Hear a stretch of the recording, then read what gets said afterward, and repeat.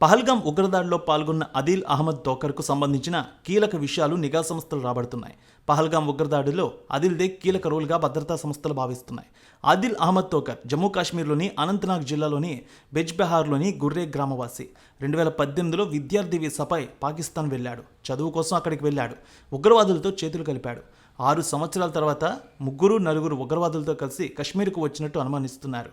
బైసరస్ లోయలోని ఆదిల్ విచక్షణారహితంగా కాల్పులకు తెగబడ్డాడు. చంపొద్దు అని ప్రాధేయపడినా ఏమాత్రం కనికరం లేకుండా తూటాల వర్షాన్ని కురిపించాడు.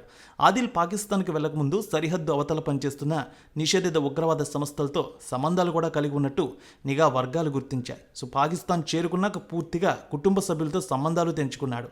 అప్పటి నుంచి ఇప్పటి వరకు కుటుంబ సభ్యులతో టచ్లోనే లేడు. ప్రస్తుతం అతనికి సంబంధించిన ఆధారాలు ఇంట్లో ఒక్కటి కూడా దొరకలేదు. డిజిటల్ పాదముద్రను కూడా నిఘా సంస్థలు గుర్తించలేకపోయాయంటే ఎంతలాంటి మనిషో అర్థం చేసుకోవచ్చు. లష్కరే తోయిబా భావజాలానికి అతను పూర్తిగా ఆకర్షితుడయ్యాడు. సైద్ధాంతిక పారామిలిటరీ శిక్షణ కూడా పొందినట్టు తెలుస్తోంది. అయితే గత ఏడాది చివరిలో ఆదిల్ భారతదేశానికి వచ్చినట్టు తెలుస్తుంది. నిఘా వర్గాలు ఒక అంచనా వేస్తున్నాయి. 2024 అక్టోబర్లో పూంచ్ రాజౌరి సెక్టార్ ద్వారా నియంత్రణ రేఖ దాటినట్టు కూడా భావిస్తున్నాయి. నిఘా సంస్థలు భారత్లోకి పునఃప్రవేశం చేసినట్టు గుర్తించారు. కొండలు, దట్టమైన అడవులు, అక్రమ క్రాసింగ్లు ఎక్కువగా ఉండడంతో గస్తీ కళ్ళల్లో పడకుండా చాకచక్యంగా భారత్లోకి ప్రవేశించినట్టు నిఘా సంస్థలు గుర్తించాయి. ఇక అనంతనాగ్ చేరిన తర్వాత పాకిస్తాన్ ఉగ్రవాదులకు ఒక రహస్య ప్రాంతంలో ఆశ్రయం కల్పించినట్టు నిఘా వర్గాలు భావిస్తున్నాయి. చాలా రోజులు ఆదిల్ ఎవరికీ కనిపించకుండా అత్యంత రహస్యంగా ఉన్నాడు ఇక్కడ.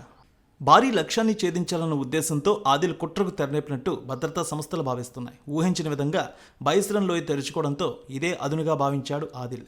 నిఘా వర్గాలు ఇదే విషయాన్ని పేర్కొంటున్నాయి. ఏప్రిల్ 22 మధ్యాహ్నం 1:50 ఆదిల్ అతని బృందం బైసరన్ చుట్టూ ఉన్న దట్టమైన అటవీ ప్రాంతం నుంచి వచ్చి పర్యాటకులపై రైఫిల్స్తో విరుచుకుపడ్డారు. ఇస్లామిక్ శ్లోకాలు చదవని వాళ్ళని టార్గెట్ చేసి చంపేశారు.